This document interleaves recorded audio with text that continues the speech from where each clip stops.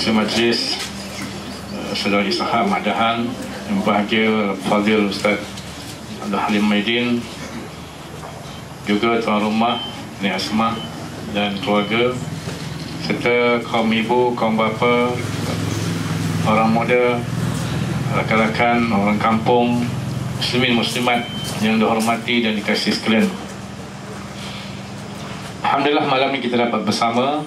Saya rasa gembira dapat kembali bersama dengan Asma dan keluarga yang baru balik daripada Tanah Haram, yang saya yakin di sana mereka doakan kita lah, sebab sebelum beliau dan keluarganya pergi ke sana kita dah bersama beliau, dan saya pun dah minta dan beliau doakan lah supaya kita di sini akan insya-Allah menang lah dalam pilihan raya akan datang ni. Tuan-tuan, pilihan raya makin dekat. Dengar-dengar cerita bubar parlimen hari Jumaat ni, dengar-dengar cerita lah 22 bulan. Betul atau tidak betul kita tunggulah hari Jumaat. Jumaat ni kalau ikut hadis hari kiamat. Hari kiamat berlaku pada hari Jumaat. Kita pun menunggu pilihan raya macam nunggu kiamat juga, sebab tak tahu tarikh sebenarnya bila. Tapi tak apalah, kita tunggulah. Kalau bubar, bubarlah, kita dah bersedia. Kalau tak bubar, kita teruskan hidup kita macam biasa, insya-Allah. Alhamdulillah, Ustaz Alim tadi dah menyentuh tentang beberapa perkara. Antara perkara yang penting yang saya rasa perlu semua kita faham ialah betapa kita di Melaka ini sedang berdepan dengan satu penyelewengan yang besar sebenarnya, iaitu penyelewengan ataupun pecah amanah ataupun kezaliman terhadap duit zakat kita, tuan-tuan. Zakat ni semua orang tahu. Rukun Islam yang pertama mengucap 2 kalimah syahadah. Rukun Islam yang kedua sembahyang 5 waktu. Yang ketiga puasa bulan Ramadan. Dan yang keempatnya ialah mengeluarkan zakat. Semua kita wajib keluarkan zakat apabila harta kita, duit kita cukup nisabnya, cukup haulnya, cukup syaratnya. Bulan puasa semua kita yang mukallaf, kita bayar zakat fitrah. Kita bayar pada amil. Amil hantar kepada pusat zakat. Pusat zakat ni di bawah pengurusan pentadbiran Majlis Agama Islam Melaka. Dan zakat wajib diagihkan bukan ikut kehendak kita, tetapi kehendak Allah. Ada 8 asnaf yang kita tahu, antaranya fakir, miskin, fisabilillah dan sebagainya. Tapi kita rasa sedih dan kita kecewa kerana wang zakat kita, yang mana negeri kita ni, tuan-tuan, setiap tahun 30 juta hingga 40 juta lebih kurang duit zakat orang Islam dikumpulkan. Tahun 2012 yang lepas, duit zakat kita yang dikumpulkan oleh kerajaan negeri Melaka sebanyak 43 juta. 43 juta ni, tuan-tuan, jumlah besar, yang sepatutnya kalaulah diuruskan dengan baik, maka orang miskin, orang fakir di negeri Melaka ni sudah tidak wujud lagi. Sepatutnya begitu. Kerana orang miskin di tempat kita ni bukan banyak semacam tempat-tempat lain. Rakyat Melaka ni, tuan-tuan, tak banyak, 800,000 orang je, tak sampai 1 juta. Yang banyaknya hutang negeri kita ni. Hutang kita 850 juta lebih. Rakyat kita 800,000 je. Hutang lagi banyak daripada rakyat. Maknanya kalaulah duit zakat ni diagihkan dengan betul pada orang fakir, pada orang miskin, dah lama Melaka ni tak ada orang miskin. Tapi kalau kita lihat Kampung kita lihat kawasan Pantai Kundur sana, Pantai Puteri, masih ramai lagi orang miskin di tempat kita. Makan minum boleh lepas, tapi bila mak sakit, nak masuk hospital, ayah sakit, keluarga sakit, bila anak-anak nak masuk universiti, tak ada duit tuan-tuan. Duit tunai tu tak ada.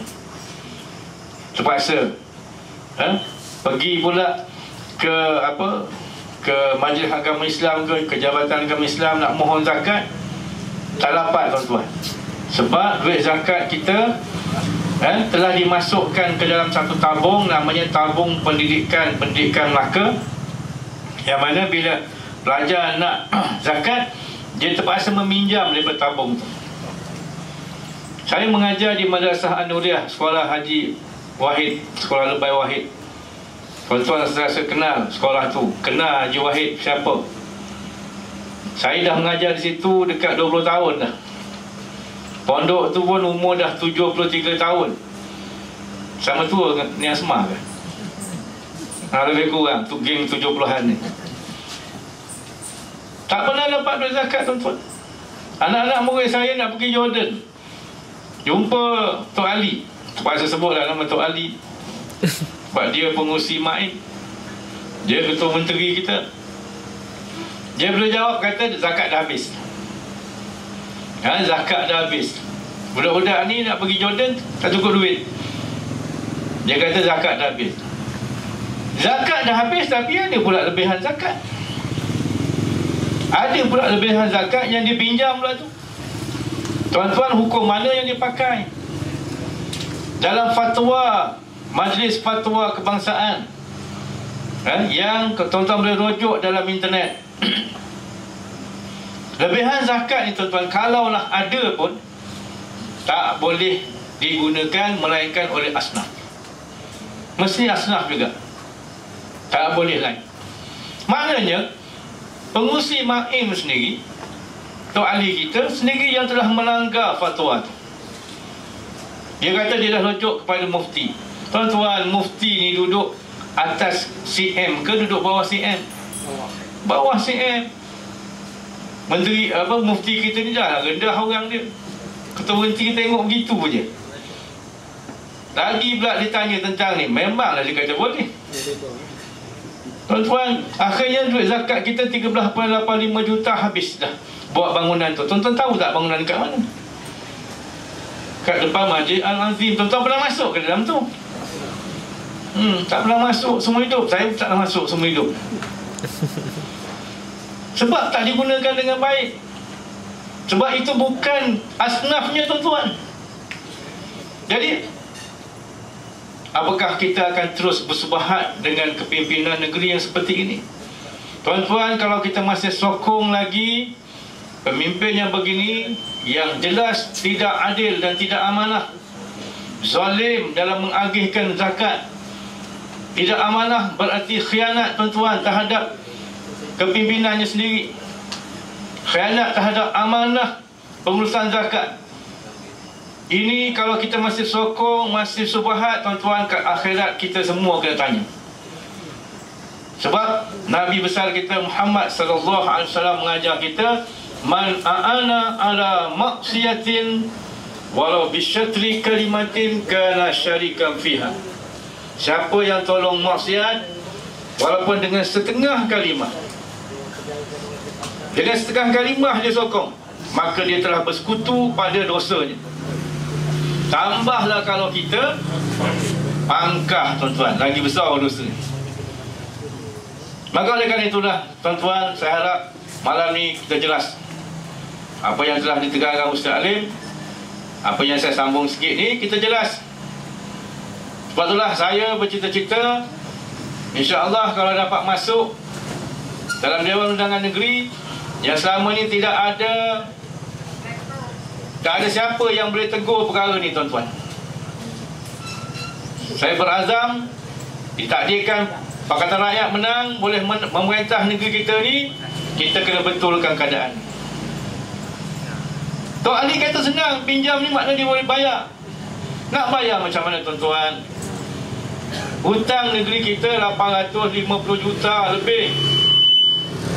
Tahun lepas Kerajaan Negeri Melaka hanya mampu bayar 180,000 saja hutang tu.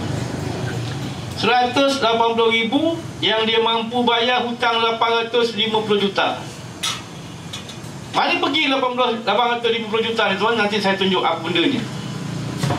Tapi nak cerita, yang itu pun tak mampu bayar, yang ni nak bayar bila?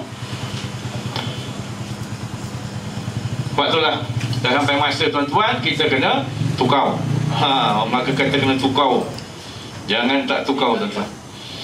Satu lagi hal. Pada tahun 2009, inilah laporan daripada audit negara. Tuan-tuan, apa yang kita bentangkan pada hari ini semua, saya tidak tipu, saya tidak bohong, saya tidak fitnah. Yang Tok Ali kata pinjam duit lebihan zakat ni bukan saya tipu, saya bukan bohong, saya bukan fitnah. Saya tahu tipu berdosa tuan-tuan. Bohong lagi besar dosa. Fitnah lagi besar. Tapi ini semua pengakuan dia sendiri. Dia mengaku dalam pertemuan di Sekolah Kebangsaan Tangga Batu. Pada tahun lepas saya dengar ucapan dia, memang dia sendiri mengaku betul pinjam duit lebihan zakat. Jadi kita tidak tipu. Ini betul-betul tuan-tuan. Ini betul-betul, bukan tipu, bukan bohong. Yang ini pun sama. Tahun 2009, laporan audit negara buat laporan Kerajaan Negeri Melaka menubuhkan akaun amanah tabung kemanusiaan Palestin. Dapat kumpul RM700,000 lebih kurang. Sehingga audit dilakukan pada tahun 2011. Ketika audit itu dibuat, duit itu tidak lagi disalurkan lagi ke Palestin. Tuan-tuan, rakyat Palestin ini memerlukan sangat, memerlukan sangat benda tu. Tapi 2009 sampai 2011 tak disalurkan lagi. Bila kita timbulkan ni dalam blog, dalam Facebook sebagainya, Akbar Ali, orang kuat, Tok Ali buat pengakuan baru salur 100,000. Baru salur 100,000. Kumpul duit dekat 700,000. Mana pergi 600,000?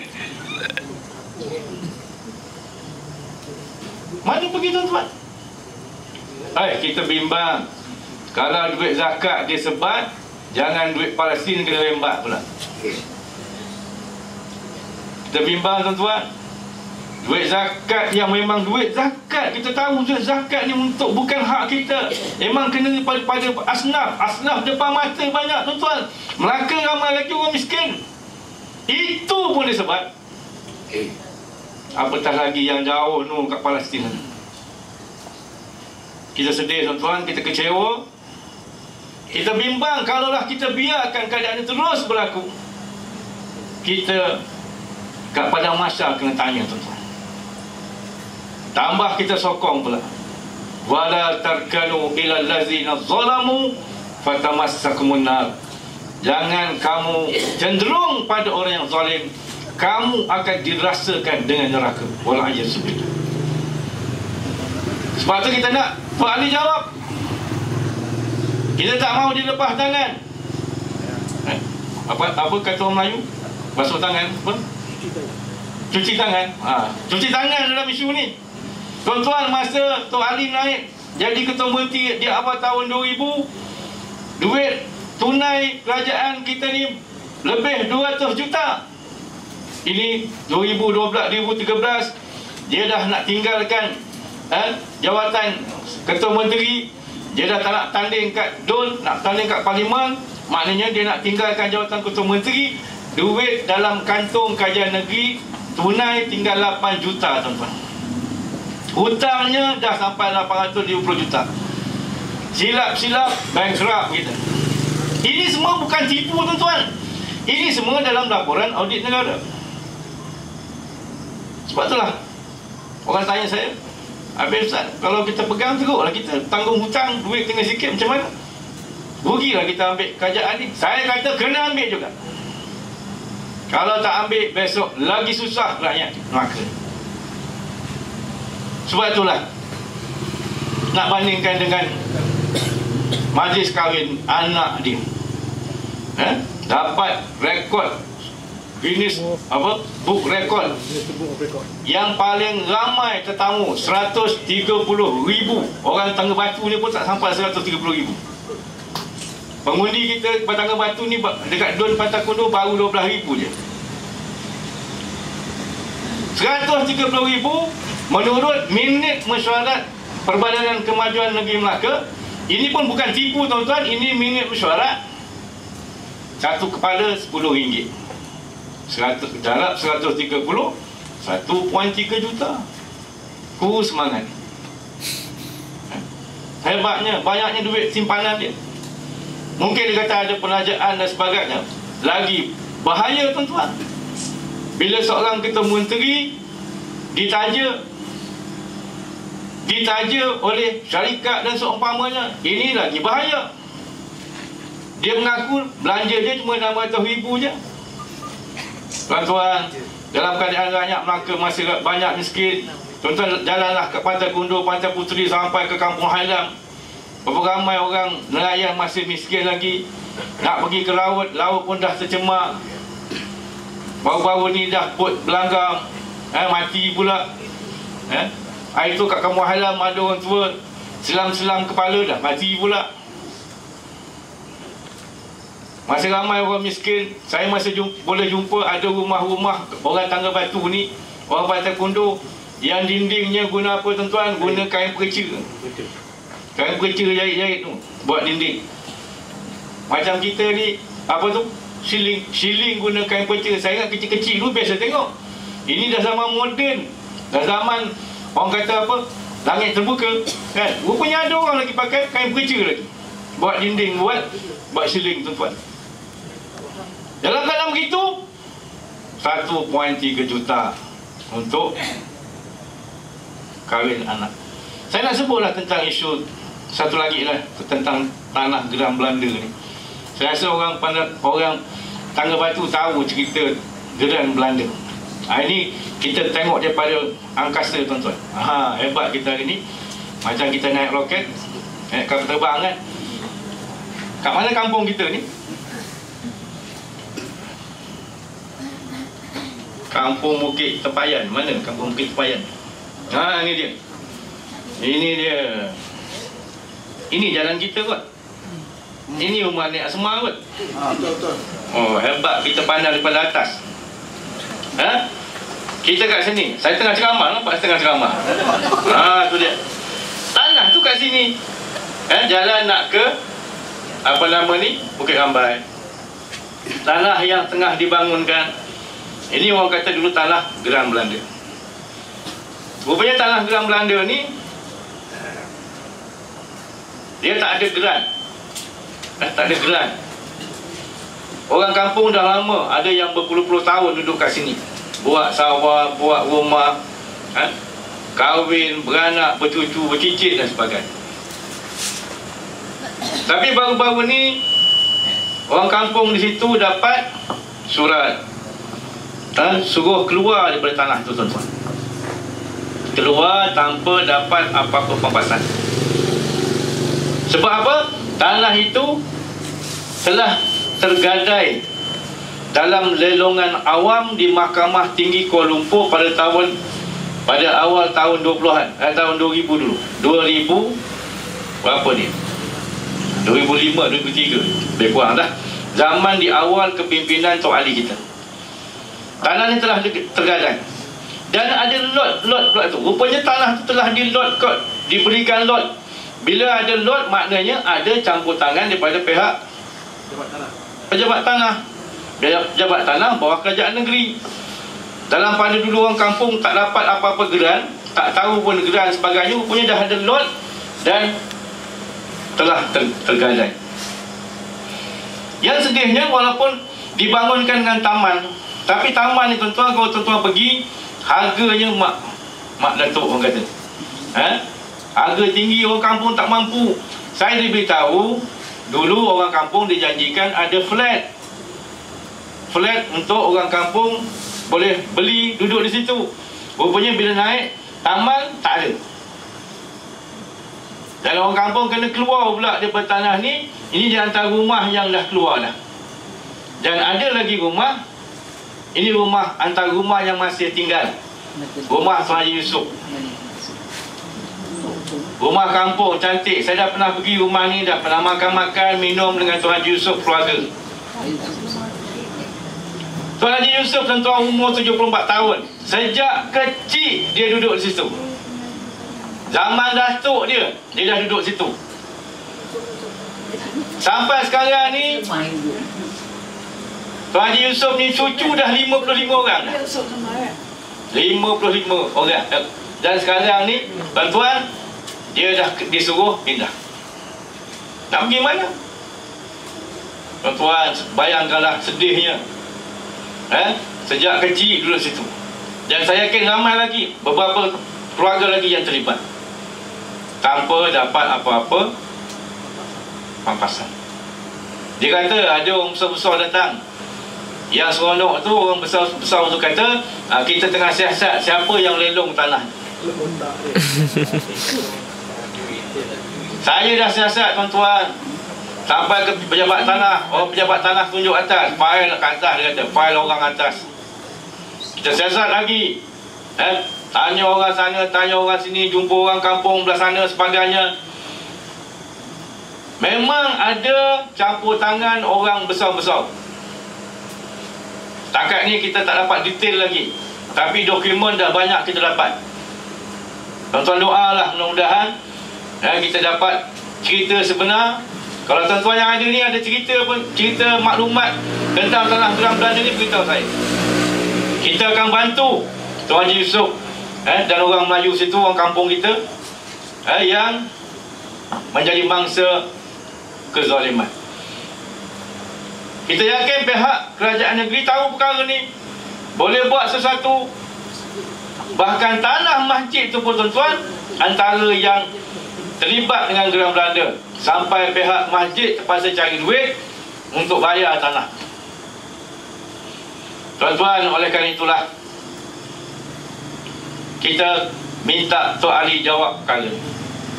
Jangan tinggalkan kepimpinan negeri Melaka tanpa dia jawab persoalan-persoalan yang kita anggap tindakan-tindakan yang zalim dan menzalimi rakyat negeri Melaka.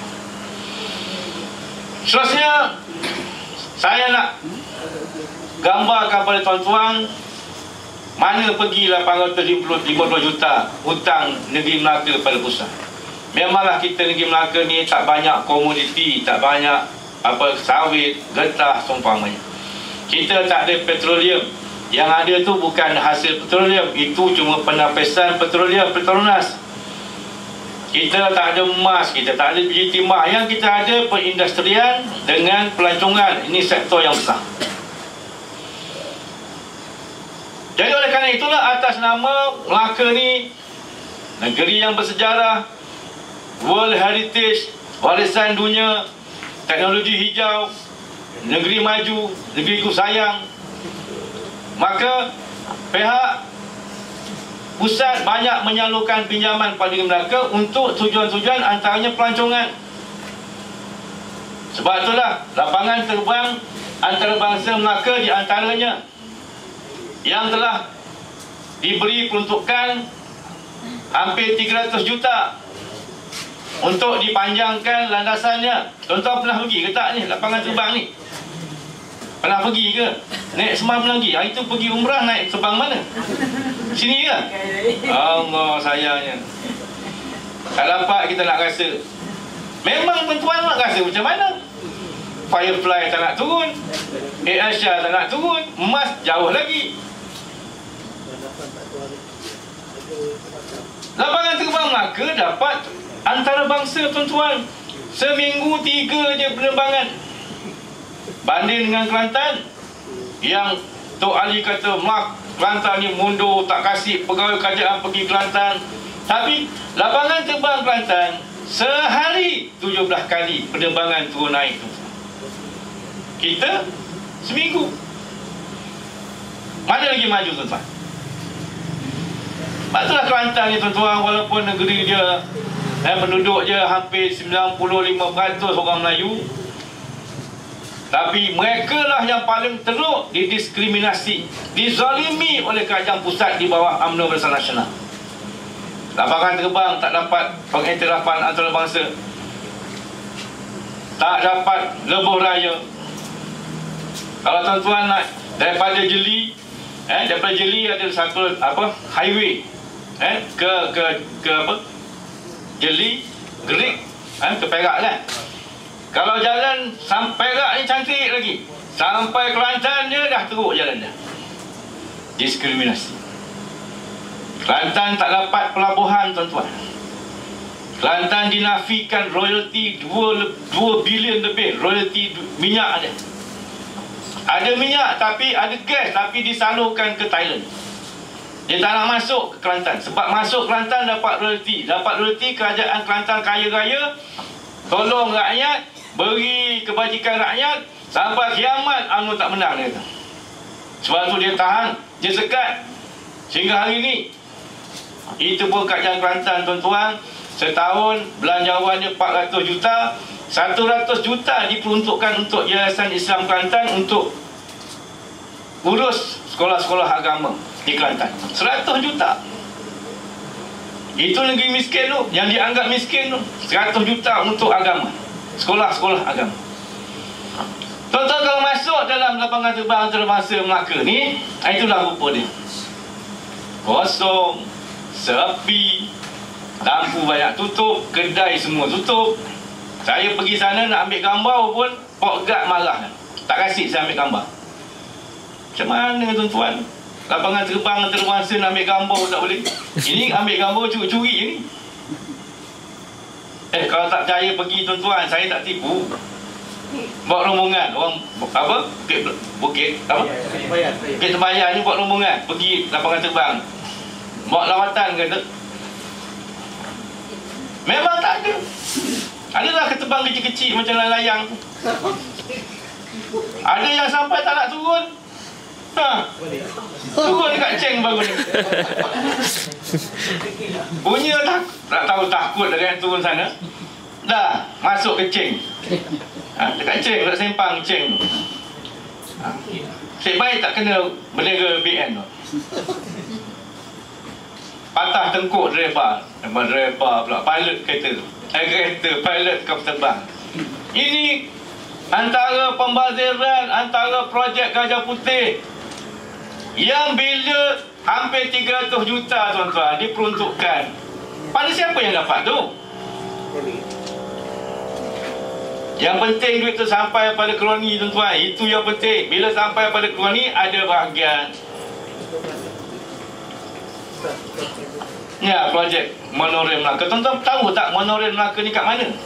Tak tahu. Cuba angkat tangan tak siapa tahu. Saya rasa yang ramai tak tahu ni.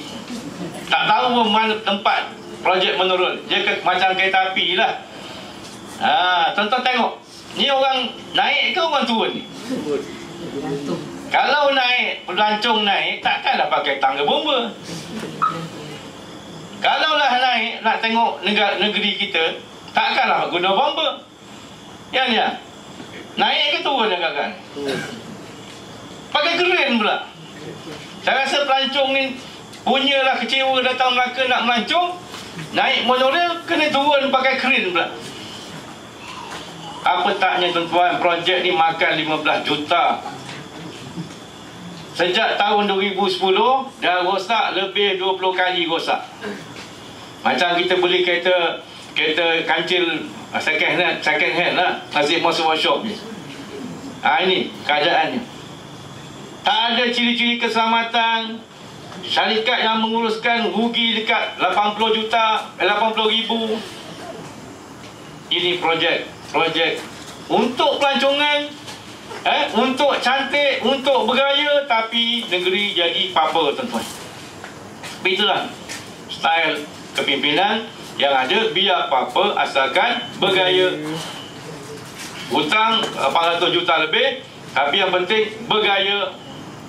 Kapal terbang, lapangan terbang besar, dia kata. Sebab apa? Kelantan besar, Penang besar, Kedah pun besar, Selangor pun besar, maka Melaka pun kenalah lapangan terbang besar. Walaupun tak ada kapal terbang turun. Tuan-tuan, kalau kita teruskan kepimpinan seperti ini, naas kita tuan-tuan. Contoh lagi Aiman Malaysia ni dulu dibawa ke Melaka, belanja 43 juta untuk beli pula rupanya ada hutang. Bila hutang kena sita, confirm rugi tuan-tuan. Baru-baru ni beli lagi beli yang baru pula 15 juta dah dibeli tapi tak nampak lagi, tak tahu nak kat mana nak dipacak ni. Semua untuk industri pelancongan, sanggup berhutang bergadai, tapi income untuk kerajaan negeri taklah sebesar mana tuan-tuan. Kita bimbang kalaulah prinsip biar apa-apa asalkan bergaya ni terus dipegang oleh kerajaan negeri bawah UMNO Barisan Nasional, naas kita, padahnya kita tuan-tuan. Kita yang akan berdepan dengan kebangkrapan dan seumpamanya. Contohnya,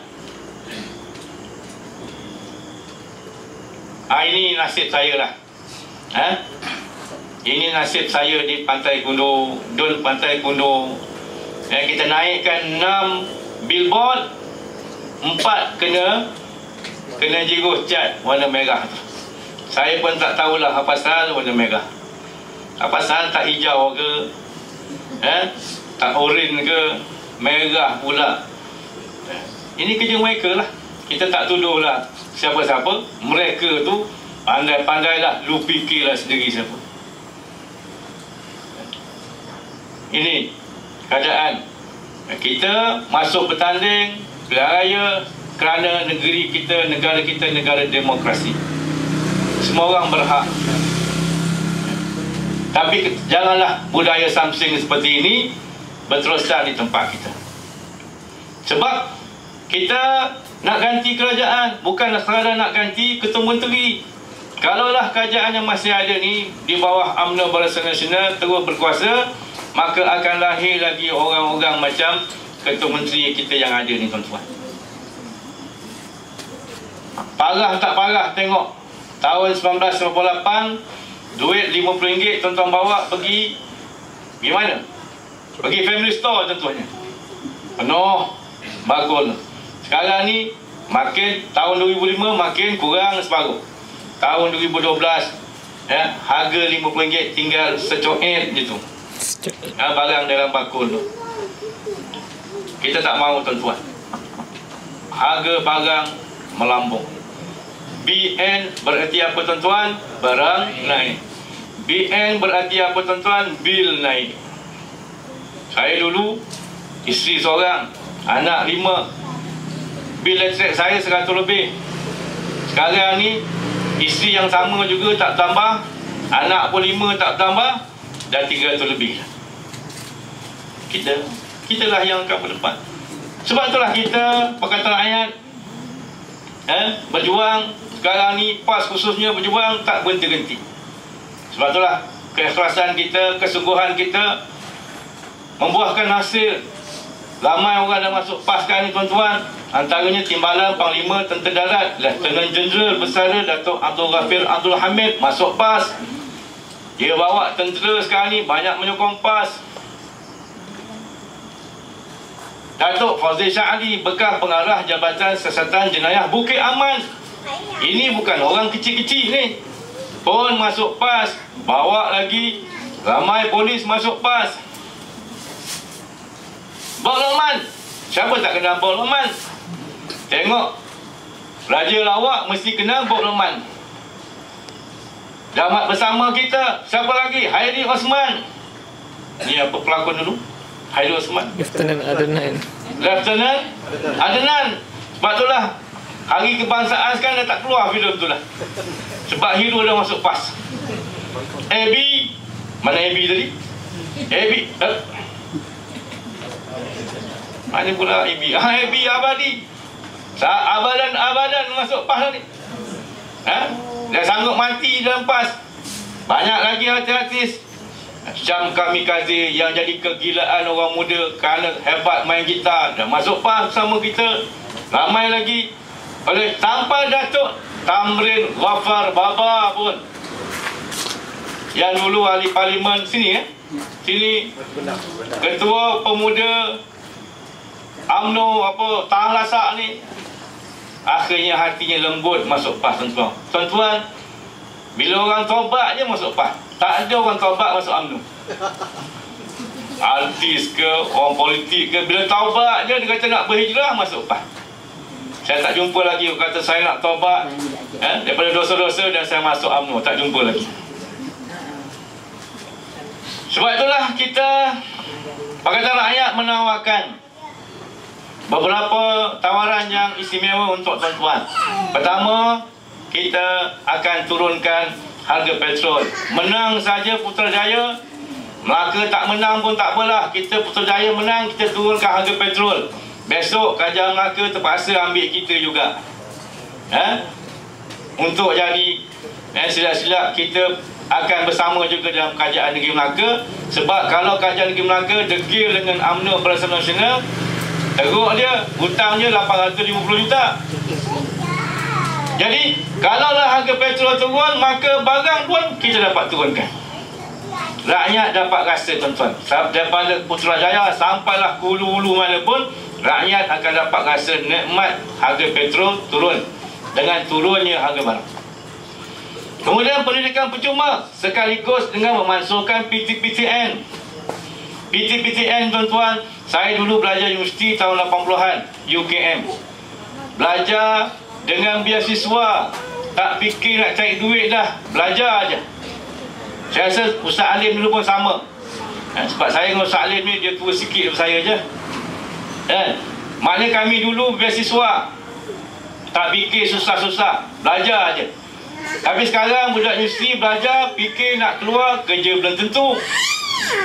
Berapa ribu lepasan UPSI, Universiti Pendidikan Sultan Idris, yang mendidik guru pun tak dapat kerja lagi. Yang sekarang ni yang belajar di IPG, maktab-maktab perguruan pun sekarang ni keluar belum tentu dapat kerja. Tapi yang confirm yang dah tentu hutang, tuan-tuan, terbeban. Sebab itulah kita tawarkan PTPTN dimansuh serentak dengan pendidikan percuma.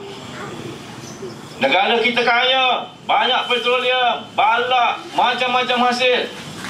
Tapi apabila kekayaan negara tidak diagihkan dengan betul, kekayaan negara seperti mana kata Ustaz Alim tadi, berlegar kepada kroni-kroni tertentu sahaja, menyebabkan rakyat yang tertekan. Sebab itulah satu lagi yang kita tawarkan ialah turun harga kereta. Tuan-tuan, harga kereta kita ni berganda-ganda mahal. Harta kereta Proton buat kat dalam negara kita pun mahal. Tapi bila jual kat luar negara murah pula. Kata orang Melayu apa? Apa kera apa tu? Kera di hutan di susu, anak di pangkuan kelaparan. Itu dia. Ini keadaan kita. Sebab itulah ini tawaran kita, yang saya harap tuan-tuan selaku pengundi sini, selaku penyokong, kita kena kerja kuat. Kali ini dalam PRU 13 ni yang ditakdirkan kalau 22 bulan hari Jumaat ni bubar, maka bulan depan sekitar hujung bulan, ada yang kata 30 bulan, ada yang kata 23 bulan Mac pilihan raya akan diadakan. Maka tuan-tuan, marilah kita bersama-sama menggembleng tenaga, usaha kita, doa kita, supaya kali ini kita akan tukar kerajaan, insya-Allah. Sekadar itu, terima kasih pada tuan rumah dan keluarga. Terima kasih pada tuan-tuan orang kampung yang hadir pada malam ni. Kita akan jumpa lagi. Aku lupa lihada wa astaghfirullahalazim li wa lakum. Wassalamualaikum warahmatullahi wabarakatuh. A'udzubillah.